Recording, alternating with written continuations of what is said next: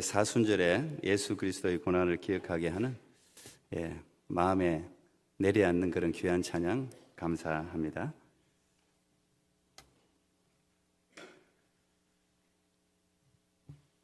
우리 앞뒤 전후 한 번만 더 인사합시다. 오늘도 하나님이 당신과 함께 하십니다. 한 번 더 인사하겠습니다.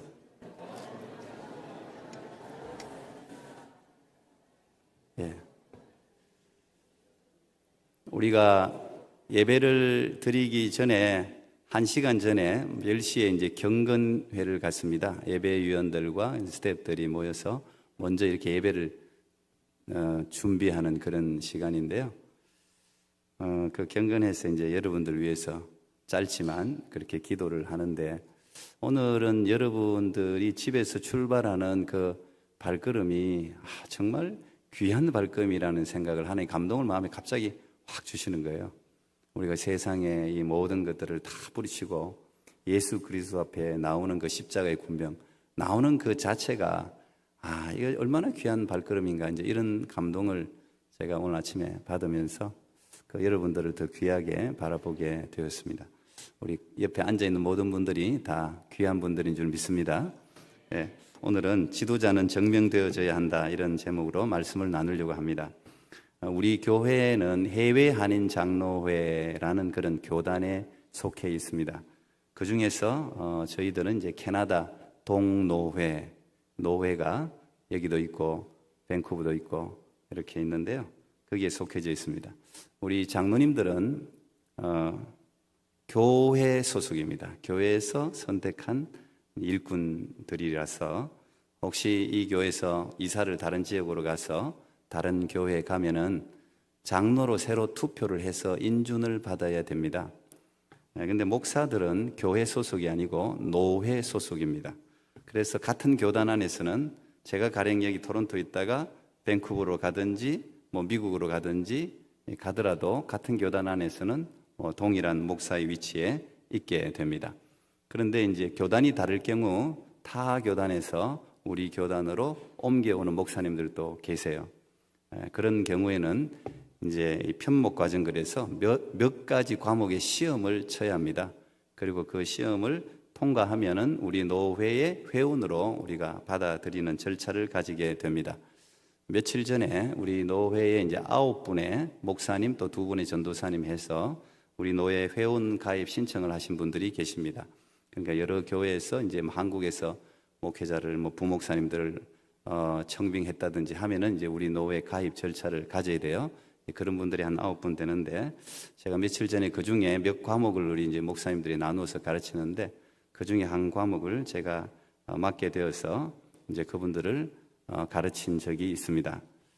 저는 공부의 내용도 중요하지만 저는 그 목사님들이 참 중요하다고 생각합니다. 늘 제가 기회만 주어지면, 제가 어느 정도만 되면 신학생들 내지는 제 후배 목사들과 함께 이렇게 나누는 시간을 가지고 싶다, 이제 그런 소망을 가지고 있습니다. 하나님이 기회를 준다면 아마 그렇게 인도하시리라고 믿습니다. 왜 그러냐 하면, 제가 이제 그 목사님들을 위해서 어쨌든 지난 주간은 새벽에 그 목사님들을 위해서 이렇게 기도를 하면서 그 시간을 준비했는데, 목사는 어쩔 수 없이 어떤 교회를 가든, 기관 목회를 하든 군대 목회를 하든 어디를 하든지 다 지도자 역할을 하는 사람들이에요. 하여튼 큰 교회를 가든 장교를 가든 어디를 가든지. 그래서 이 목사님들이 잘 세워져야 돼요. 그분들의 마음이 중요하고 그분들의 신앙이 중요하고 그분들의 가치관이, 그분들의 가정이 다 중요한 거예요. 이 교회하고 성도들의 삶과 전부 다 연결되어져 있기 때문에 참 중요한 거예요. 저도 이제 어느덧 나이도 이제 어느 정도 됐어요. 그리고 목회 연륜도 어느 정도 되었어요. 그러다 보니 어쩔 수 없이 오피니언 리더의 위치에 서게 되고, 여러 곳에서 각종 이런 저런 이제 직책을 맡아달라고 연락도 많이 옵니다. 막중한 사명과 책임감을 이제 조금씩 느끼고 있는데요. 조금이라도 성도들과 교회를 세우는 일에 도움이 되면 좋겠다, 그런 이제 바람은 있어요. 제가 이제 이 시대가 참 혼란스럽잖아요. 이런 혼란스러운 시대에 이게 그냥 사회적으로 아니면 문화적으로 아니면 시대가 이래서 뭐 여러 가지 이유가 있을 텐데 참 많은 혼란을 가져오는 이유 중에 큰 이유 중에 하나가 지도자의 자질 문제가 아닐까 이런 생각을 하게 됐습니다. 뭐 정치 지도자는 말할 것도 없고 이 시대 교회가 사회적 영향력을 미치지 못하고 점점 이렇게 좀 추락하는 듯이 보이는 이유 중에 하나도 아마 영적 리더의 자질 부족이 아닐까 이런 생각을 어쩔 수 없이 하게 돼요. 이거는 목사뿐 아니라 평신도 지도자도 마찬가지입니다. 교회에 좋은 평신도 지도자가 서 있으면 그 교회가 은혜로워요. 충만하고 영적인 부흥을 경험하게 돼요. 여러분들이 맡은 거 뭐 목장이든 선교회든 이게 다 이제 여러분들이 리더십을 발휘하는 거거든요. 평신도 리더가 좋은 리더, 진짜 영적 리더십의 자질을 잘 갖춘 리더가 있으면 그 공동체가 작아도 달라져요. 그래서 저는 한번 오늘 본문을 통해서 이 지도자에 대해서 한번 생각해 보는 시간을 가지기를 원하고 또 저를 비롯해서 우리 여러분들도 지도자가 갖추어야 될 자질들이 어떤 게 있나 우리 바울이 이미 이야기했고 우리도 이제 항존직을 교육시킬 때 이런 내용들을 재직 교육시킬 때도 이런 성경 본문들을 늘 봐요. 스쳐 지나가긴 하는데 오늘 한번 예배 시간에 한번 봤으면 좋겠어요. 디모데전서 3장 1절부터 7절까지 말씀인데 제가 세 번역으로 읽어드리겠습니다. 이건 사실 지도자로 세워지기 전에 이런 자질이 있는 사람 세우라 그런 이야기인데 그래도 한번 저나 여러분이나 같이 한번 보면 도움이 될 것 같아요. 이 말은 옳습니다. 어떤 사람이 감독의 직분을 맡고 싶어 하면 그런 훌륭한 일을 바란다고 하겠습니다. 그러므로 감독은 책망할 것이 없으며 한 아내의 남편이며 절제하며 신중하며 단정하며 나그네를 대접하며 가르치기를 잘하며 술을 즐기지 아니하며 난폭하지 아니하고 너그러우며 다투지 아니하며 돈을 사랑하지 아니하며 자기 가정을 잘 다스리며 언제나 위엄을 가지고 자녀들을 순종하게 하는 사람이라야 합니다. 자기 가정을 다스릴 줄 모르는 사람이 어떻게 하나님의 교회를 돌볼 수 있겠습니까? 또 새로 입교한 사람도 안 됩니다. 그리하면 그가 교만해져서 마귀가 받을 심판에 떨어질 위험이 있습니다. 감독은 또한 교회 밖의 사람들에게도 좋은 평판을 받는 사람이라야 합니다. 그래야 그가 비방을 받지 않으며 악마의 올무에 걸리지 않을 겁니다. 그리고 이어서 이와 같이 집사들도 신중하며 한 입으로 두 말을 하지 아니하며 술에 탐닉하지 아니하며 부정한 이득을 탐내지 아니하며 믿음의 비밀을 깨끗한 양심에 간직한 사람이라야 합니다. 이런 사람들을 먼저 시험하여 보고 책망받을 일이 없으면 집사의 일을 하게 하십시오. 이렇게 적혀 있어요. 이게 이제 기준으로 목사도 마찬가지, 장로님도 마찬가지, 우리 항존 직분자들 세우기 전에 이런 기준을 체크하라고 나와 있어요. 그리고 이런 기준을 꼼꼼히 따져보고 먼저 뒤에 보니까 시험하여 보라 그러잖아요. 테스트를 해보고 테스트에 합격하면 집사든 장로든 권사든 목사를 세우라는 이야기입니다. 사실은 그만큼 세상의 정치적, 사회적, 교육 지도자보다 영적 지도자의 기준이 훨씬 높아요. 그만큼 더 중요하다는 거예요. 근데 실제로 현실은 그렇지가 않죠. 참 어렵습니다, 현실은. 요즘은 서로 일을 안 하려고 해요. 제가 한국에서 목회할 때만 해도 장로 한번 되려면은 일찍부터 큰 교회는 그렇습니다. 작은 교회는 일단 좀 숫자가 많은, 큰 교회라는 게 그냥 숫자 이야기 하는 거예요. 숫자가 좀 많은 교회는 일찍부터 장로가 되기 위해서는 몇 년 전부터 준비해야 될까 말까요. 진짜 10,000명 이상 모이는 교회는요, 그 사람 누구지도 몰라요. 그래서 자기를 자꾸 얼굴을 나타내야 돼요. 그리고 실제로 이제 그런 분들을 제가 왕왕 봤습니다. 그래서 이제 주로 하는데 찬양대 주로 많이 쓴다고. 찬양대 쓰면 얼굴이 알려지니까. 우리 교회는 그렇지는 않지만은 막 서로 그걸 하려고 선거 운동까지 하는 걸 제가 실제로 봤거든요. 근데 요즘은 서로 안 하려고 해요.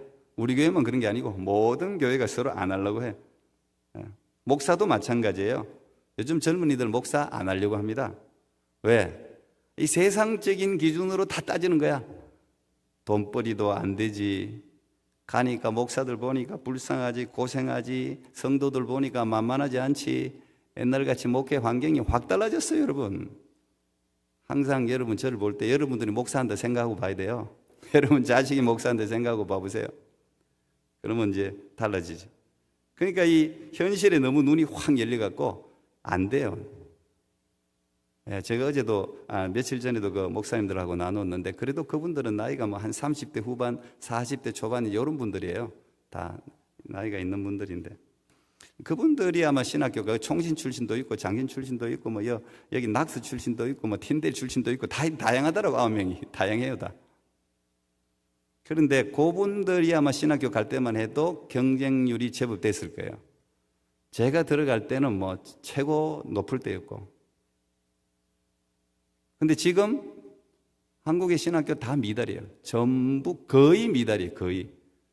겨우 제일 높은 데가 1.2대 1 이 정도 될 거예요. 아마. 뭐 신학교뿐 아니라 신대원도 다 마찬가지예요. 근데 안 하려고 한다는 거예요. 그래서 하고 싶어 하지 않는 사람들을 떠밀어 세우는 경우가 많습니다. 뭐 평신도 지도자는 더 하고 그냥 떠밀어 가지고. 물론 저는 그 가운데도 하나님의 뜻이 있다고 믿지만 그런 경우에 자질이 떨어지는 리더가 많이 세워지게 되는 것을 어쩔 수가 없죠. 저는 교회의 어려움이 그런 이유도 있다고 생각을 합니다. 그래서 우리가 지도자들을 위해서 많이 기도해야 돼요. 뭘 자꾸 이제 뭐 어떻디 저떠니 뭐 이런 소리 하지 말고 지도자가 잘 세워져야 공동체가 건강해지는 거예요. 그래서 지도자에게 뭐 어떤 분들은 지도자에 좀 불만이 있으면 목사님이 좀 책 좀 더 보지 뭐 이런 생각이 있으면 책을 좀 더 보지 왜 그렇게 무식해요 이런 소리 안 하고 책값을 이만큼 줘서 목사님 요즘 책값이 비싸졌죠. 좀 책 사는데 사용하십시오. 얼마나 슬기로워요. 그래 하면 목사님이 눈치채고 목사님들도 눈치가 한 9단 그러니까 여러분들이 9단이고 목사들은 한 8단쯤 될 것 같아요. 다 될 거 아닙니까? 예. 다 하면 알아듣죠. 다 알아듣죠. 예. 그렇게 지혜롭게 이 목회자들을 잘 우리 리더십들도 잘 세워줘. 평신도들끼리도 그렇잖아요. 목장지기가 뭐 마음에 안 들 수도 있고 팀장이 마음에 안 들 수도 있고 장로님이 마음에 안 들 수도 있고 그러면 지혜롭게 그분들이 잘 세워질 수 있도록 지혜롭게 칭찬도 하고 격려도 하고 장로님, 권사님 얼마나 힘드세요? 기프트 카드 10불짜리 하나면 마음 녹아요. 별것도 아니야 돈도. 그렇게 선물해 보셨어요? 목회자한테 말고 우리 장로님이나 우리 수고하는 권사님이나 이런 팀장들에게 혹시 그런 카드 작게 하나 적고 선물해 보셨어요?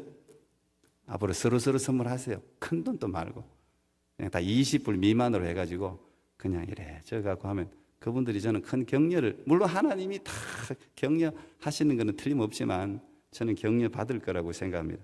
왜냐하면 하여튼 리더들이 잘 써야 공동체가 아름다운 거예요. 성경은 지도자가 되려면 지도자가 되기 전에 지도자의 자격이 있는지 미리 증명, 확정을 받아야 된다. 그렇게 성경은 이야기하고 있고 오늘 우리가 읽은 이 본문이 이스라엘의 이제 초대 왕이 될 사울이 지도자로서 왕으로서의 어떤 과정, 정명을 받는 그런 장면이 오늘 이 장면입니다. 우리가 지난주에 하나님의 특별한 섭리로 사울과 사무엘이 만나는 장면을 봤죠. 겉으로는 사울이 암나귀를 잃어버려 가지고 아버지의 암나귀를 찾으러 가다가 우연히 사무엘을 만난 것 같았지만 거기에는 치밀한 하나님의 섭리와 계획이 있었다. 우리 그렇게 지난주 말씀을 들었죠. 적어도 지도자는 세 가지 면에서 인정을 받아야 돼요. 첫째는 하나님에게 인정받아야 돼요. 두 번째는 주위 사람들에게 인정받아야 됩니다. 세 번째는 자기 자신이 자기를 지도자로 인정할 수 있어야 돼요. 정명되지 않은 지도자는 위험합니다. 그리고 공동체를 망칠 가능성이 많아요. 오늘 10장 1절부터 4절까지 제가 읽지는 않았는데 이 정명 과정을 담고 있습니다. 오늘 1절에 보면 사무엘이 사울을 기름 붓는 장면이 1절에 등장을 합니다. 여러분 잘 아시다시피 이 기름 붓다라는 말이 메시아, 그리스도 그 뜻입니다. 기름을 붓다, 메시아가 그 뜻이잖아요. 왕, 제사장, 선지자 이 세 가지 직분자에게는 다 기름을 부어서 세웠습니다. 사무엘이 사울을 개인적으로 하인들은 다 멀리 떠나보내고 사울만 딱 남겨가지고 기름을 붓지 않습니까? 그리고 이렇게 이야기합니다. 여호와께서 네게 기름을 부어서 그 기업의 지도자를 삼았다. 이 기업이라는 게 이스라엘 나라를 이야기하는 거예요. 하나님이 여호와께서 너를 이스라엘의 왕으로 지금 삼았다. 그렇게 사무엘이 이야기를 한 겁니다. 그러니까 사울은 하나님으로부터 인정을 받은 셈이죠. 그리고 2절, 3절, 4절 쭉 보면 예언을 합니다. 네가 이제 나와 헤어지고 나가다 보면은 라헬의 묘실 근처에 가면 두 사람 만날 텐데 그 두 사람이 네게 와서 잃어버린 암나귀를 찾았습니다. 아버지가 잃어버린 암나귀를 찾고 난 후에 지금 시간이 4일이나 지났는데 이제 당신 아들을 걱정하고 있습니다. 이런 말을 들을 거라는 거예요. 그러니까 암나귀 잃어버린 것은 하나님의 섭리라는 이야기를 하는 거예요. 그리고 3, 4절에 보면 더 길을 가다 보면 제사를 드리기 위해서 베델로 올라가는 세 사람을 만나게 될 텐데 그 세 사람이 한 사람이 염소 새끼 3마리를 이끌고 가고 한 사람은 떡 3덩이를 들고 가고 한 사람은 포도주 한 가죽 부대를 들고 가는 사람들을 만날 거다. 이 사람들 다 뭐하러 가는 거예요? 제사 드리러 가는 거죠. 하나님께 예배 드리러 가는 사람들이에요. 그런데 그 사람들이 너를 보는 순간 네게 문안 인사를 할 거라는 거예요. 인사를 할 거라는 거예요. 그리고 네게 떡 2덩이를 네게 줄 거라는 거예요. 이게 무슨 말이냐 하면 벌써 이스라엘의 지도자로 그들이 너를 대할 것이라는 것을 이야기하고 있는 것입니다. 주위로부터 벌써 왕으로서 인정을 받고 있는 거죠. 이런 표식이 있거들랑 너를 하나님이 왕으로 세웠다는 것을 알라는 거예요. 예수님도 제가 이제 이 리더십에 대해서 한참 정말 책을 많이 읽을 때가 있습니다. 아마 도서관에 있는 리더십 책을 적어도 한국말로 번역된 책을 거의 다 읽었을 겁니다, 제가. 그때 한참 리더십에 대해 공부를 많이 할 때 지금 막 책들이 막 헷갈려요. 이번에 설교 준비하면서도 이거 어디서 읽었는지 막 헷갈리지. 예수의 리더십이라는 책이 있는데 여러 사람이 적은 책이 있는데 하여튼 제가 그 이름을 잘 모르겠어요. 근데 예수의 리더십이라는 책에 보면 예수님도 리더십으로 확정되기 위해서 7가지 증거를 받았다 이렇게 적고 있어요. 똑같아요. 첫째는 하나님 아버지께 예수님이 인정받았다. 예수님이 세례 받으실 때 하나님 뭐라 그랬어요? 이는 내 사랑하는 아들이요 내 기뻐하는 자라. 그렇게 벌써 하늘에서 음성이 들렸지 않습니까? 두 번째는 세례 요한으로부터 인정받았다. 그 당시 최고의 선지자, 최고의 지도자인 세례 요한이 예수님이 자기에게 나올 때 보라 세상 죄를 지고 가는 하나님의 어린 양이로다. 나는 저분의 신발 끈 풀기도 감당하지 못한다. 그분은 흥해야 되겠고 나는 망해야 되리라. 이런 말을 들려줬단 말이에요. 세례 요한이 인정했어요. 세 번째는 자기 자신입니다. 예수님도 스스로를 하나님으로 스스로를 인정하면서 이야기를 했습니다. 예수님이 요한복음 10장 30절에 보면 나와 하나님은 하나이니라 그렇게 이야기했어요. 또 요한복음 14장 7절에 보면 나를 본 자는 곧 하나님을 본 것이니라 그러면서 자신이 하나님이라는 자기 인식을 정확하게 가지고 있었습니다. 네 번째는 성령께 인정받았습니다. 세례가 예수님이 세례를 받으실 때 성령이 그 위에 머물렀다. 요한복음 1장에 이렇게 나옵니다.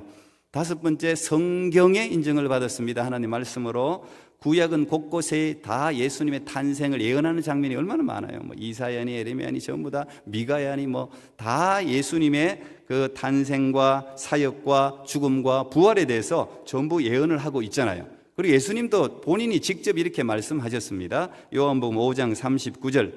제가 바이블 베이직하면 이 구절을 꼭 읽는데요. 5장 39절 너희가 성경에서 영생을 얻는 줄 생각하고 성경을 연구하거니와 이 성경이 뭐라고요? 곧 내게 대하여 증언하는 것이다. 성경 전체가 나를 이야기하는 거다. 그렇게 이야기를 했습니다. 성경이 증명을 하고 있지요. 여섯 번째 예수님이 이 땅의 구세주라는 것을 무엇이 증명하느냐? 기적들이 증명한다는 거예요. 그분의 삶의 공생의 내용이 증명한다는 겁니다. 예수님은 수많은 기적을 베푸셨죠. 뭐 일일이 그 기적을 제가 설명할 길도 없어요. 너무 많아가지고. 사람들은 그런 기적을 통해서 예수님이 메시아이심을 믿었잖아요.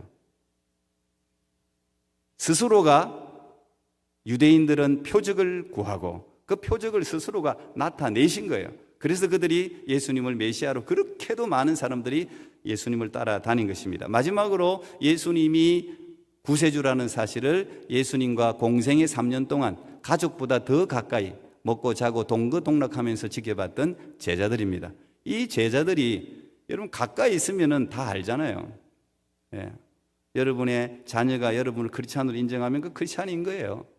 예. 먹고 자고 하면서 우리 엄마 아빠는 진짜 예수 믿는 사람 맞아, 그러면 맞는 거예요. 이 제자들이 뭐라 그랬습니까? 주는 그리스도시요 살아계신 하나님의 아들입니다 그랬잖아요. 제자들이 그렇게 고백을 하지 않았습니까? 이처럼 예수님도 정명의 과정을 다 거쳤다는 것입니다. 정명되지 않는 지도자는 굉장히 위험하죠. 불안하잖아요. 특히 영적 지도자는 반드시 하나님께 인정받아야 됩니다. 우리는 그것을 콜링, 소명이라고 부릅니다. 하나님의 부르심이 반드시 있어야 돼요. 바울이 이제 서신서를 여러 권 기록하지 않았습니까? 바울 서신서를 전부 여러분들 보시면 로마서부터 해가지고 갈라디아서 쭉 고린도전후서 쭉 보시면 거의 다 1장 1절은 다 비슷하게 시작합니다. 1장 1절. 바울의 콜링에서부터 시작해요. 제가 몇 구절만 읽어주면 고린도전서 1장 1절에서는 하나님의 뜻을 따라 그리스도 예수의 사도로 부르심을 입은 나 바울은 이렇게 시작해요. 로마서 1장 1절은 예수 그리스도의 종 나 바울은 사도로 부르심을 받아 그렇게 시작합니다. 갈라디아서 1장 1절은 이렇습니다. 사람들에게서 난 것도 아니요 사람으로 말미암은 것도 아니요 오직 예수 그리스도와 그를 죽은 자 가운데서 살리신 하나님 아버지로 말미암아 사도된 나 바울은, 이거 굉장히 중요하거든요. 하나님이 나를 불렀다는 이 콜링, 소명이 없이는 맨날 흔들려요.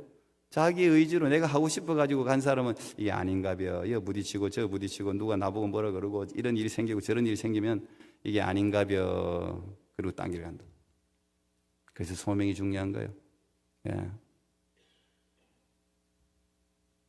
영적 지도자에게 가장 중요한 것은 하나님의 부르심에 대한 정명입니다. 그걸 우리가 쉽게 풀어서 이야기한다면 성령의 기름 부으심이에요.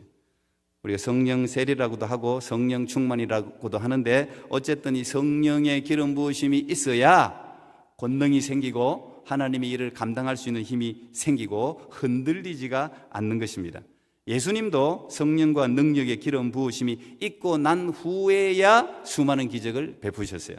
사도행전 10장 38절 보면 하나님이 나사렛 예수에게 성령과 능력을 기름 붓듯 하셨으며 그가 두루 다니시며 선한 일을 행하시고 마귀에게 눌린 모든 사람을 고치셨으니 이는 하나님이 함께 하셨음이라 그랬습니다. 성령의 기름 부으심 자체가 하나님이 나를 부르셨고 내가 너와 함께 한다는 증거라는 거예요. 성령이 임한다는 것은 성령 하나님의 공적인 인정을 뜻합니다. 그래서 영적 지도자는 반드시 성령과 능력으로 기름 부음을 받아야 됩니다. 오래전에 읽었던 그 침례교회 목사님이신데 잭 하일즈라는 목사님이 성령의 기름 부음에 대해서 책을 두껍게 적으셨어요. 근데 거기에 보면 이분이 이제 굉장히 이제 교회도 굉장히 부흥해서 컸지만 곳곳에 교회도 많이 개척하고 사역을 귀하게 감당하셨는데 교회를 옮길 때마다 목사들은 교회 임지를 옮길 수가 있잖아요. 하나님의 부르심에 따라서 임지를 옮길 때마다 가령 이제 제가 여기 토론토에 있다가 저 옥빌 지역으로 간다. 그러면 토론토에 가서 옥빌 지역으로 들어가는 그 경계선에 가면 차를 몰고 가다가 항상 세운대 자기는. 세워서 하나님께 기도한대. 하나님, 제가 사역할 이 지역과 교회에 제가 하나님의 위대한 사역을 잘 감당할 수 있도록 내게 기름 부어 주시옵소서. 이 기름 부음의 확증을 가지고 내가 들어가게 해 주시옵소서. 그 기름 부음이 있을 때까지 거기서 기도한다 그러더라고요. 하나님께서 거기에서 기름 부어 주신다는 거예요. 그걸 이 잭 할스 목사님은 개인적인 취임식이라고 부르더라고요. 성령과 나만의 은밀한 취임식. 저도 돌아보면 교회를 개척할 때 이런 취임식이 있었어요. 목회자뿐 아니라 평신도들도 어떤 사역을 하게 되면 이런 기름 부음의 취임식이 필요하다는 거예요. 하기 싫은데 억지로, 이게 아니라 진짜 하나님이 맡겼으면 이런 기름 부음을 구해야 되는 거예요. 영혼을 맡았지 않습니까?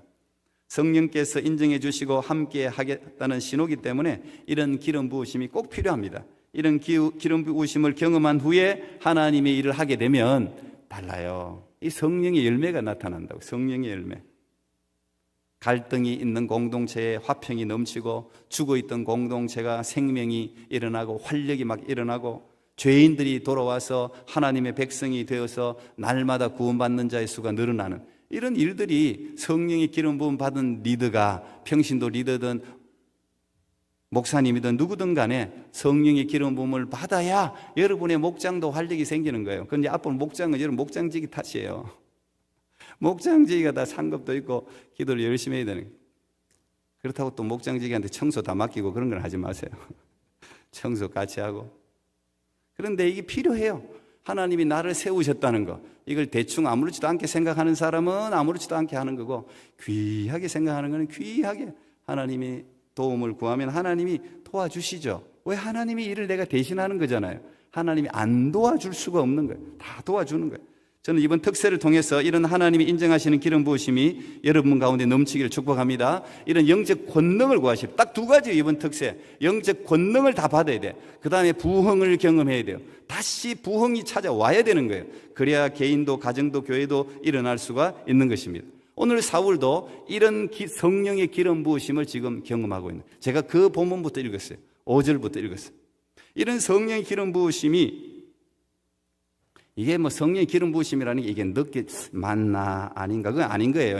맞나 아닌가, 이건 거의 아닐 확률이 많아요. 느껴질까 말까 이렇게 성령 기름 붓지 않습니다. 하나님이 우리에게 은혜를 주실 때는 이게 맞나 아닌가 이렇지 않습니다. 오늘 보면 6절과 10절에 보니까 여호와의 신이 크게 임했다 이렇게 나와요. 여호와의 신이 크게 임하리니 10절에 크게 임했다. 크게 임한 거예요. 이게 번역서마다 굉장히 다양하게 표현하고 있는데, 여호와의 신이 강하게 내렸다 이렇게도 표현하고, 여호와의 신에 완전히 사로잡혔다 이렇게도 표현하고, 여호와의 신이 그를 덮쳤다 이렇게도 표현해요.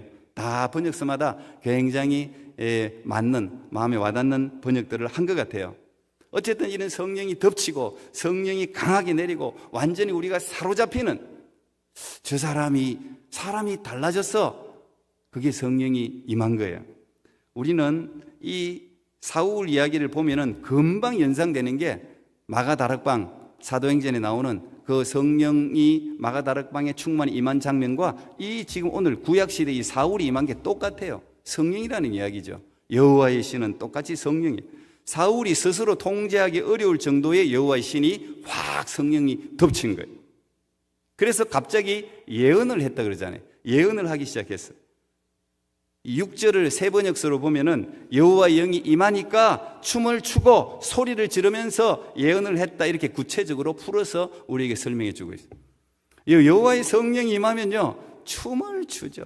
고함도 지르고 막 울고 불고 뭐 눈물 콧물 뭐, 이제 성령 세례 받을 때 주로 그런데 뭐 항상 그런 게 아니라 성령 충만 임하면 또 다르게 임하긴 하지만, 이 하나님의 영이 임하면, 왜? 하나님의 영이 우리를 덮쳐버렸잖아요. 우리를 사로잡아 버렸잖아요. 귀신한테 사로잡혀도 달라지는데 하나님의 성령에게 사로잡히면 이게 달라진다. 이게 막 기쁨이 넘쳐나니까 가만히 있을 수가 없어요. 예, 할머니 할아버지들 손주 자랑하고 싶어 입이 건질건질하잖아요. 예, 안 그래? 여러분 애기 있으면 오늘 뭐 버쩍 들잖아 아들을. 예, 예. 그런 기쁨이 넘친다니까요. 새로운 영이 들어왔잖아요. 이 놀라운 일이라니까. 오늘 이 사울에게 이런 일이 일어난 겁니다. 성령이 임하면 새 사람이 되는 거예요. 이 새 사람이라는 것은 신약시대 본어게인 중생을 뜻하는 건 아닐 텐데, 하나님이 주신 사명을 넉넉히 감당할 수 있는 사람으로. 원래 사울이 이제 그 뒤에 사무엘이 부를 때 막 저 마차 옆에 막 숨잖아요. 너무 겸손하고 부끄럽고 이래가 숨잖아요.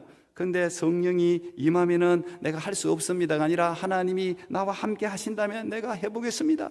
나는 미약하지만 하나님의 성령이 나를 붙드시면 내가 할 수 있습니다. 하나님 그 대신 나를 떠나서는 안 됩니다. 이렇게 바뀌는 거예요. 그래서 하나님 주신 사명을 감당하는 거죠. 사람들에게 전도도 못했는데 베드로처럼 성령이 충만하게 임하니까 산헤드린 공의회, 오늘날로 치면은 뭐 모든 국회의원들 뭐 교육장들 뭐 다 모아놓고 그 자리에서 예수 그리스도를 담대하게 막히지 않고 말로도 그들에게 지지 않고 전하는 사람으로 바뀌었다는 이야기 아닙니까? 이게 성령이 충만하면 새 사람이 된다는 게 그런 의미를 이야기하는 거예요. 생명 살리는 리더로 바뀌는 거예요. 그래서 우리가 성령 기름 부음을 받아야 되는 거예요. 그러면은 다 살릴 수가 있는 거예요. 자녀도 살리고 가정도 살리고 교회도 살리고 나라도 살리는 것입니다. 저는 특별히 오래전에 이 7절 말씀에 큰 은혜를 받았습니다. 옛날에는 이런 강의가 상당히 유행했어요. 하나님의 뜻을 아는 법. 저도 그런 강의를 한 적이 있는데, 하나님의 뜻을 아는 법. 제가 그 강의도 많이 했어요. 근데 그 해답을 이 10장 7절에서 제가 찾아버려요. 사무엘상 10장 7절. 이 징조가 네게 임하거든 너는 기회를 따라 행하라. 하나님이 너와 함께 하시느니라. 그러지 않습니까? 우리가 보통 이런 고민을 합니다. 이걸 해야 되나 안 해야 되나, 이걸 언제 해야 되나, 이걸 하는 게 맞나 아닌가, 하나님 뜻이 맞나 아닌가. 그래서 좀 신앙이 있는 사람들은 그 정도 고민을 한다고요. 그래도 하나님 뜻에 맞게 하려고. 맞나 아닌가. 이게 어려운 일이 아닙니다. 맞나 아닌가. 이 징조가 임하면 하면 돼요. Whatever, 뭐든지 하면 되는 거예요. 이 징조가 임하면 되는 거예요. 하나님의 영이 충만하게 임하면, 오늘 무슨 말이에요? 너는 기회를 따라 행하라는 말이 네가 하고 싶은 대로 다 하라는 이야기예요. 하나님의 성령이 임하면 네 마음에 있는 대로 다 하라는 이야기예요. 실수할 수도 있고 잘못할 수 있지만 그 뒤에 보정수표 하나를 딱 달아둡니다. 여호와께서 너와 함께 하시느니라. 하나님의 성령이 임하면 그 마음대로 네가 하고 싶은 대로, 네 손으로 하고 싶은 대로 다 하라는 이야기예요. 하나님이 함께 하셔서 안 되는 것도 되게 해주고 잘못된 결과만 바라주고 다 한다는 이야기예요. 하나님의 뜻을 이게 맞나 졌나 제일 필요가 없는 거예요. 먼저 뭘 해야 된다는 거예요? 성령의 충만함을 받으라는 이야기예요. 하나님의 성령의 충만을 받은 사람은 그게 옳리 그러니 물을 것도 없어요. 그냥 하고 싶은 대로 하면 되는 거예요. 하나님이 함께 하셔서 안 될 건 막아줄 거고 될 건 열어줄 거고 다 하나님이 함께 하는 거예요. 여기에 해답이 있는 거예요. 제가 이걸 발견했을 때 너무 기뻤어요. 영적 지도자는 그래서 성령이 충만해야 합니다. 이 일이 가능하냐, 이게 가능하지 않냐, 이걸 우리가 할 자원이 있냐 없냐. 그래서 제가 당회원들은 다 성령 충만해야 된다고 이야기하죠. 다른 게 없어요. 그 사람이 학식이 높냐 뭐냐 다른 세상적인 자격이, 물론 자기를 갖추면 도우면 되겠지. 그러나 더 중요한 것은 성령 충만하는 거예요. 하나님을 사랑하는 거예요. 성도를 사랑하는 거, 교회를 사랑하는 거. 그거면 끝이에요. 그냥 당회원들은 딱 그러면 돼요. 교회 지도자는 딱 그거 하면 되는 거예요. 다른 거 필요 없어요. 그러면은 다 하나님이 성령이 충만하면 이걸 해서 될까 안 될까 이런 거 따질 필요도 없어요. 다 하다 보면 하나님이 함께 하시면 다 하게 될 거고, 언제 우리가 계산해 가지고 하면, 여러분 계산하게 할 것 같으면 교회를 뭐하러 다닙니까? 여러분 계산하면서 하면 되지. 그렇지 않아요? 이성적으로 다 따질 것 같으면 교회를 왜 다니냐고. 그런 것 같으면 차라리 공부를 하는 게 낫지. 세상 지식을 하고 전문가한테 물어가지고 이거 되나 안 되나 수치 확률 계산하고, 그게 필요 없다는 이야기를 하는 게 제가 아니에요. 하나님의 일은 그렇지 않다는, 하나님의 일은 우선순위가 다르다는 이야기를 하는 겁니다. 사울은 이런 정병 속에서 왕으로 부름받게 되었습니다. 그래서 보면은 11장에 보면 사울이 암몬과 길랏 야베스와 전투를 처음으로 이제 왕이 되기 전에 하는데, 하나님이 대성을 거두게 해주는데 그 앞에 성령이 사울을 잡았다. 성령이 사울에게 힘을 갑자기 주니까 이길 수 있는 전쟁도 아닌데 하나님이 성령이 함께 하니까 가자 사울이 앞장서게 되는 거예요. 죽기를 각오하고 가자, 성령이 임하니까. 근데 갔는데 이스라엘 사람들이 확 사울을 따라가는 거예요. 그리고 하나님이 대성을 거두게 하고 난 후에 사울을 무시하던 사람이 누구냐 그러면서, 이런 사울을 누가 무시했어 이렇게 이야기하면서 사울을 추앙해서 왕으로서의 취임식을 가지게 된다고요. 여러분, 지도력은 적어도 3가지 면에서 증명되어야 된다고 했습니다. 첫째, 하나님께 증명되고 주위 사람들에게, 자기 자신에게 증명이 되어야 하는 겁니다. 지도자로 서 있는 여러분, 저를 포함해서 성령의 기름 부으심을 위해서 기도하시기 바랍니다. 하나님이 함께 하시면 능치 못할 일이 없는 줄로 믿습니다. 이제 남아있는 이 10일, 이 얼마 안 남았어요. 사순절. 이거 절대 놓치면 안 돼요. 몸 피곤해도 이렇게 세워야 돼. 자기 육체를 쫓아야 돼요. 여러분, 예수님이 여러분을 위해서 어떤 일을 하셨는데 그 정도 못 쳐갖고 어떻게 여러분 십자가 군병이 되려고 그래요? 죽기를 각오하고 한번 나와봐요. 그러면 하나님께서 꼭 새벽기도를 나와야 그런 건 아니지만, 교회가 하는 일에 순종하는 게 여러분이 할 일이에요. 그거 안 하는 건 불순종하는 거예요. 그거 교회가 공적으로 한다 그러면은 그게 순종하는 게 예수님께 순종하는 거예요. 자기 신앙을 앞세우고 이거 어디서나 기도하면 되지, 다 그게 불순종하는 거예요. 그게 잘못된 신앙이라고 그런 게. 다 순종하고 하나님께 누구는 뭐 바보라서 뭐 집에서 기도 안 하고 교회까지 나옵니까? 그렇지 않잖아요. 다 하나님의 뜻에 맞게 순종해가 나와서 어떻게 하다 보면 하나님이 질서대로 역사를 하는 거예요. 그렇다고 무슨 새벽 6시에 출근하는 사람이 회사 안 가요? 그러고 나오지 말고, 그건 아니잖아요. 또 뱀처럼 지혜롭고 비둘기처럼 순결해야 되는데 하나님은 우리 중심을 아시지 않습니까? 적어도 여러분 피곤하지요. 저도 피곤합니다. 피곤하지요. 그러나 하나님이 한 걸음 한 걸음 힘 주시는 걸 때마다 느낍니다. 하나님이 하는 거잖아요. 이게 하나님을 위해서, 제가 뭐 저를 위해서 하는 거 아니잖아요.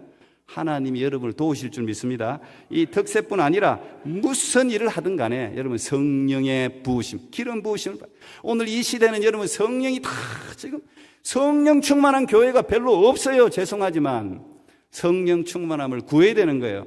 멀쩡하게 있다고 해서 다 십자가 군병이 아닌 거예요. 여러분 속사람을 채우시기 바랍니다. 엉뚱한 데 신경 쓰지 말고 하나님 말씀에 신경 쓰고 하나님 성령께서 뭘 원하는지를 신경 쓰고 하나님 앞에 나갈 때 하나님께서 여러분 성령이 좀 뭐든지 원하는 대로 묻지 말고 해보세요. 하나님이 여러분의 길을 활짝 열어주실 줄 믿습니다. 여러분을 통해 세상이 살아날 줄로 믿습니다. 아멘. 기도하겠습니다. 하나님 감사합니다.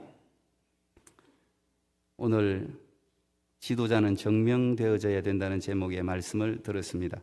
하나님, 우리 참 부족한데 정말 인정받지 못하는 저희들을 하나님의 사람으로 세워주시고 크리스찬이라는 이 위대한 이름으로 살아가게 해 주셔서 감사합니다.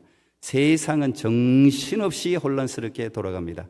그러나 우리 하나님은 이 세상 만물 모든 역사의 주인이시고 하나님이 원하는 대로 이끌어 가실 줄로 믿습니다. 우리 개인의 삶에 있어서도 저들에게 불가능은 하나님이 가능하다고 하시면 다 넘어가게 될 줄로 믿사오니 이번 이 사순절 기간을 통해서 성령의 충만함을 구하고 영적 권능을 구하고 부흥을 구함으로 하나님의 놀라운 선물을 누리는 귀한 십자가의 군병들 되게 해 주시옵소서. 예수님 이름으로 기도합나이다. 아멘.